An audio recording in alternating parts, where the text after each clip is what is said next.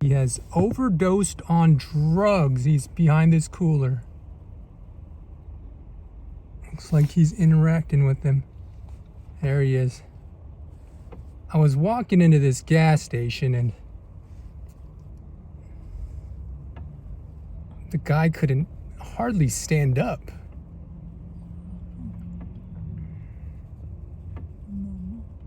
Yeah, he's about to. 그쪽에 있어? Yeah, he's right there. He can't stand up though. He's talking to him. I wonder what he's saying to him.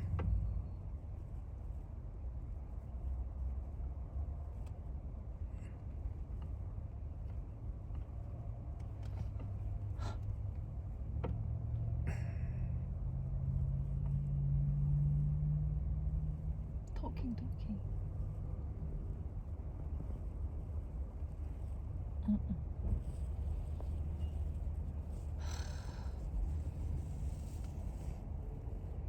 Drugs are bad, MK.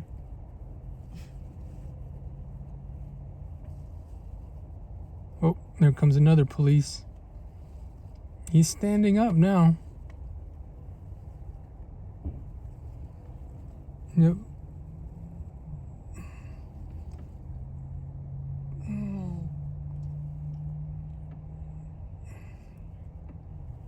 Maybe he's drunk. I don't know. Maybe he did some fentanyl. He could hardly stand up straight. Look, everyone's just trying to pay no attention. What are they doing? Searching him? Oh, here comes another police. My view. Oh, and another one. Dang, they're rolling deep today.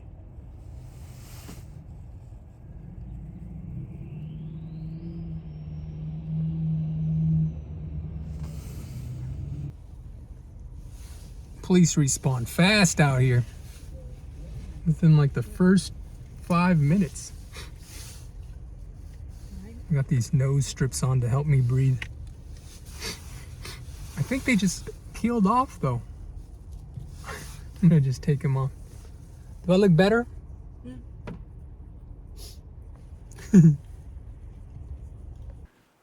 So, back at home now.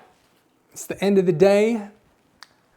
It feels nice coming home after a day of uncertainty. You never know what's gonna be out there in the real world. Whatever happens in the real world, whether it's crackheads out there overdosing, you just never know what you're gonna see. That's why I always leave the home with my thing on me, if you know what I mean. Exercise that Second Amendment. Stay strapped or get clapped. Don't get caught lacking. You don't need it until you need it. That kind of thing. But you just start wondering, of all these real life situations out there, how many times do you really need something like that in public? It's not like the movie out there, okay? I've seen plenty of movies where things just go as expected. You have this happy ending story, everyone goes home at the end of the day, they live at the end of the day, and that's it. But in real life, situations occur, and just seeing that kind of event today just kind of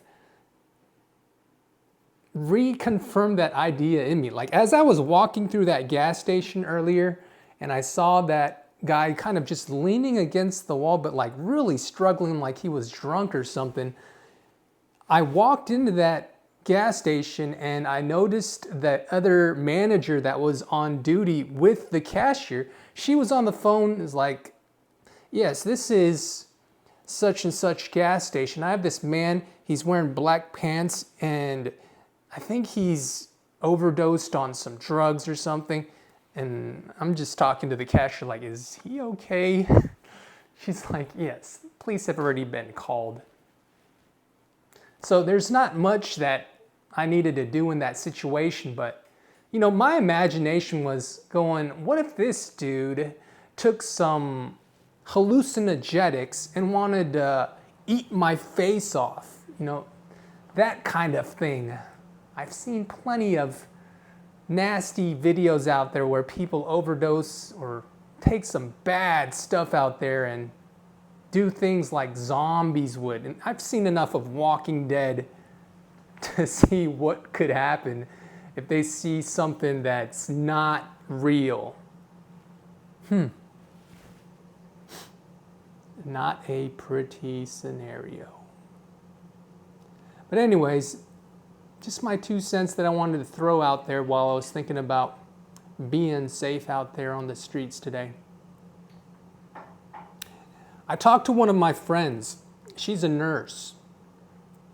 And I said, look, I know you probably see this more than I do. I don't know what the exact number of people are that go into the hospital for gun violence related cases.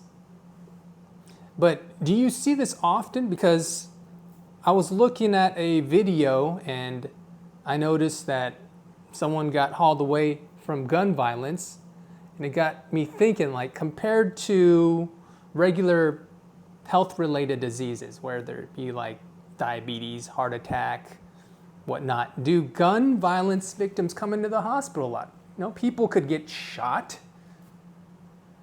They could go into the hospital to sew up wounds after they take the bullet out. I don't know how they exactly treat bullet wounds in the hospital, but you would imagine that there's a lot of things that go into trying to save somebody at the hospital. Very hectic, stressful job, I bet, for the doctors in there. I can only imagine how much pressure that they're going through trying to keep the person alive on borrowed time. You know, once someone is shot, it's like a whole game changer. You know, their blood is leaking out. They need to try to put a tourniquet on if they haven't already had one, stop blood loss. You know, one of the things I carry in my car, and I really should be carrying it on person as a prepper and someone that just likes to stay prepared and aware when going out in public, is a tourniquet kit. Just a good quality tourniquet kit, because if you're trying to save $5 on a tourniquet kit, it's not going to help you when you need it. No, it's good to have a tourniquet kit on you in case you need it, or in case somebody else might need it. You might be able to save a life. If someone got shot in the leg and you need to bandage up the leg because they're bleeding out, you know, a belt might do, but something like a tourniquet kit for there or the arms, that'd be especially good. I wear this retractable belt here. Let me show you. This is what I got. It's from Core Essentials, okay? Shout out to Core Essentials. They make such great products here. But this has like a ratchet system here. And I really like this design. But if it came to being shot in the leg or the arm, this is not going to tighten up the tightest, but at least you could pull it around and put some kind of pressure wherever you are with a belt, okay? Belts could work to kind of hold pressure in. A rope, if you had a rope. There's a lot of accessories out there you could use on the fly, but a good tourniquet kit, that's something, it's part of a good everyday carry kind of situation. Just talking about everyday items now, like the things that I carry on me or try to carry on me every day. You know, before I leave the house, because there's certain things that you don't want to leave the house without. Okay, this is one of the things that I also have in my pocket, is this wallet here. And I like carrying this specific wallet because it's thin. Okay, I keep it in my front pocket. It just disappears in my front pocket. And the good thing about this wallet is that it's got an RFID blocking outside here, and then it's got a Apple Find My integration. So anywhere I last left it, or if I need to track it, I can find it with my iPhone. Okay, and then I also keep some big bills in here, just in case. Keep a couple of $100 bills there, because you never know. There might be situations when you go out into public and you need to just give people emergency money to get out of a tight situation, or maybe you need a hotel to stay in all of a sudden because your car broke down. What if you're just stuck on the road and you need to get gas all of a sudden, but all the gas station pumps are down because the power went out on the cash register, or something where they couldn't just use the cash register, but maybe the pumps, they're still running. Cash is king, it's like they say. So carry a good wallet, carry my cell phone. I usually have a belt on me. I've got my pistol on me. What I've been carrying lately is the Springfield XD. I'm still carrying that. It's a heavy load, but I still like that setup because of the fact that it has such good capacity. Okay. This one's the holster that I carry it in, and it's got the extendable magazine.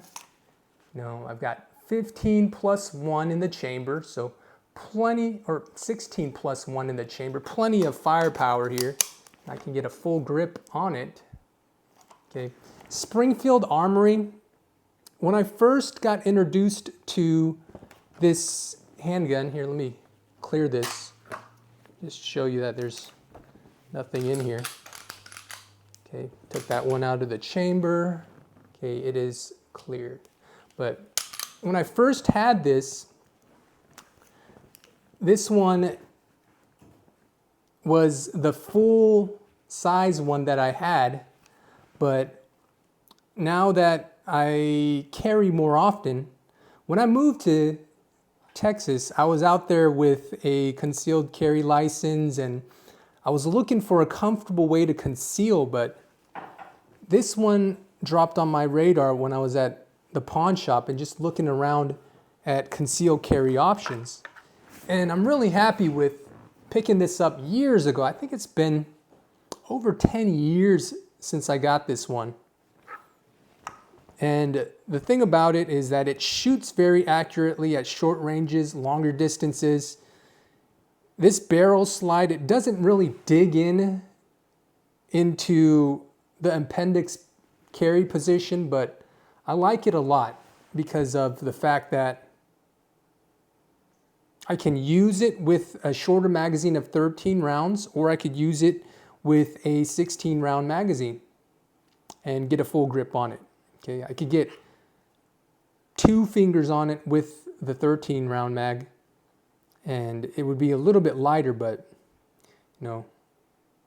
I'm in a gun friendly zone, so I don't have to worry about having capacities in my pistol over 10 rounds like in some states such as California. I know they don't allow pistols with over 10 rounds, and they don't allow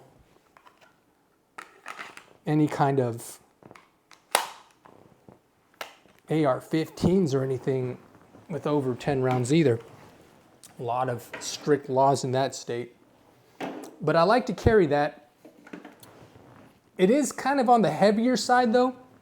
And then I have like a light carry micro pistol that I carry, and you've seen some of these videos in the past. I'll link them up in the card, but it's like my cycle rotation one. Okay, this is the Ruger LCP Max. I really like this one because of the fact that it's easy to just carry as either a backup gun or just have it on me and not even feel like I have it on me. It's so lightweight. But the trade-off is the accuracy on it. Okay, let me just drop the mag out of here and show you that it's cleared. Because, you know, gun safety, we're all about gun safety. Yes, okay, it's all clear. Okay, but yeah, it's really a nice compact kind of a pistol. I like it because it's so lightweight. Okay, so if I'm going to the mailbox or something like this would be plenty enough. And I like it for the fact that it's just so concealable and easy to shoot at close ranges. And I'd say that 70% of the time, something as compact as this and lightweight as this is all you need right here. It's just a small sized micro pistol to take care of any threat coming at you, whether they're trying to chew off your face or if they're coming at you with, you don't know what kind of intentions they have, but if they're coming at you with a knife or something, then you want to step up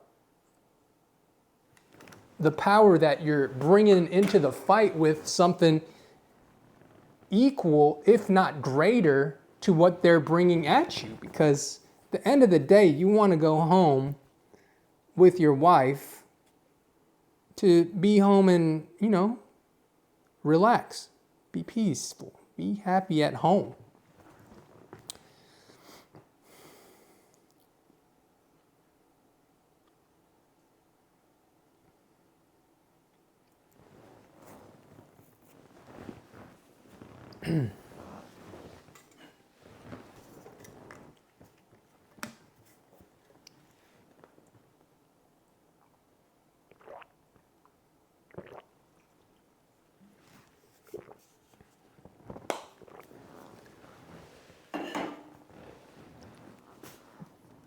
So those are pretty much the basic carry things that I carry with me. And in addition, I like to carry, find it here, some good old pepper spray. Okay, this is the one that I usually carry. It is the Saber pepper spray. This one right here has a flip top on it. One time, I made the mistake of getting one that didn't have a flip top safety cap on it. And the pepper spray went off in my pocket. Ooh, it was bad. It was such a terrible burning sensation in my pants that day. It was a bad day that day. But with something like this, it's easy to take the fight out of them with a few sprays with this. It'll squirt out 10 feet for a second or two, and that's plenty enough. You hit them with them a few times. Ooh, you may not have to escalate it into a drawing situation with the pistol. And there's so many different kinds of legal ramifications. If you pull out a pistol, brandish it, and if you're not thinking through with what you're doing from a moment to moment analysis, you have to be aware of when it is allowed to pull out a pistol and when it is not. Because the decision to make that choice of pulling out that pistol at somebody is going to affect your future, whether it be with legal charges, criminal charges. There's going to be all kinds financial problems. There's going to be a lot of things that could go bad if you pull a gun out on someone at the wrong time. Okay, so if possible, you can try to de-escalate the situation with a face-eating, zombie cracked out person, or, you know, if you can't de-escalate the situation, the best way is not to even get into the situation. Like I was at that gas station earlier and I saw a lot of people they noticed him, or some didn't even notice him. They just walked by that guy, like not even aware, or just notice him and just ignore him. Sometimes that's the best way. Just avoid the fight. And if you can't avoid it, then don't try to be the aggressor. Okay? Like that guy wasn't doing anything to me. Okay? And I didn't have a need or feel the urge to instigate anything with him. Okay, I was kind of wanting to ask if he was okay, but I knew that police were on the way. And by the time that manager was on the phone and I was pumping gas, about 5 minutes later, they came in and about 2 other cop cars came. So a total of 3 cop cars were at that gas station within 5 minutes. But if you think that 5 minutes is enough for you to feel safe in this country when things go really bad and hit the fan, that's not enough. You're delusional. 5 minutes, there's a lot that can happen in 5 minutes. And the great thing about this country is that we're allowed to bear arms. That's our constitutional right. And keeping something like a firearm in your vehicle or on you is a smart decision, in my opinion. I also got my watch with me all the time. Lately, I've been rocking my Apple Watch. Gives me notifications, and if I need to call emergency on the fly, I can talk to Siri to take care of that. But if I have my earbuds, my AirPods in my ear, I can do that. Or if I have my phone, perhaps I can tell Siri to do that while I'm trying to restrain someone until the cops come or whatnot, right? But if at all possible, I'm not going to put myself into those kinds of situations where I need to restrain someone or anything before police arrive. Just venting my thoughts out there, just letting it be known, as they say, right? Shared a couple of my EDC items with you today. I usually have a blade on me too. Okay. A blade, something that's very sharp to cut with. Okay, something like this is pretty good, sharp, easy to release out. This one, it was gifted to me from a friend, and I really use this just for Amazon boxes, but in the event that I really needed to use it for a, let's say, self-defense kind of scenario, something like this would do.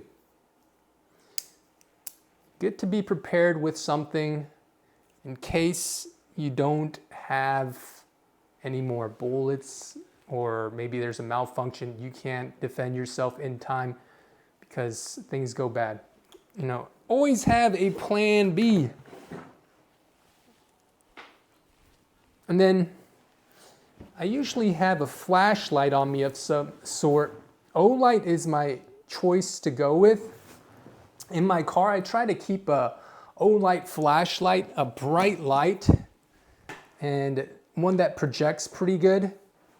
This is the one that I keep in my car. It's the Olight Prowess. It has a hit of 6 different lights on it, so it shines very bright. And I think it's good to keep in the car because sometimes you might have to keep that light outside of your car to navigate. Imagine if your headlight went out and you need to find your way around in the dark, right? Something like a good light from Olight. I recommend that company. They're very good. Flashlight, a gun, a knife, your wallet, pepper spray. don't leave home without them. If you can, have your cell phone on you. You never know if you have to call for help. Lock your doors if you're at the gas station. You don't know if someone's going to try to sneak around to the other side of your gas pump. And I've seen so many people just make foolish decisions at the gas pump, unlocking their car and just walking away. And there's even been times when people are maybe in their car where they're fueling up and just blindly don't even know that somebody walks up to their pump, brings it around to their side where their truck is and starts going and getting free gas. They're just having a heyday with it, running up like $70 worth of gas, and then they'll bring the pump back, put it back into their own car, and then leave. They just came up $70 off of your transaction that you already activated on your side of the pump. Be aware of your surroundings. There's just so many things that people do today, glued to their cell phones like zombies, watching TikToks while walking down the street. Whatever they're doing, they're not in reality. People are so detached out there these days. I grew up in the 80s where we didn't have these cell phones, so I don't feel the need to always be on my phone. I'd rather be paying attention. When I was at the restaurant earlier, I wasn't looking at my phone. My eyes were, yes, focused on my wife. I know that she's sitting in front of me though. So we're eating shabu shabu, we're talking, but my eyes are constantly scanning the restaurant, especially the window or the door area where new people are walking in. You know, I make a note of different kinds of people if they look sketchy. If someone's coming in with a hoodie or giving me kind of bad vibes, if their hands are in their pockets all the time, and you know, if they're making eye contact with me, or just, you know, I get the weird vibes from people like over and over. You just learn stuff as you live, and buying time for yourself to react to different situations, that's priceless.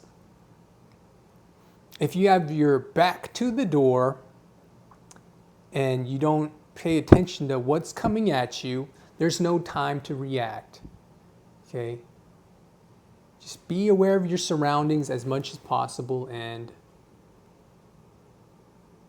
I think if there's any other advice for that, that's the number one tip today that I'd like to share, that I've been learning while carrying responsibly. Be safe out there and take care of each other.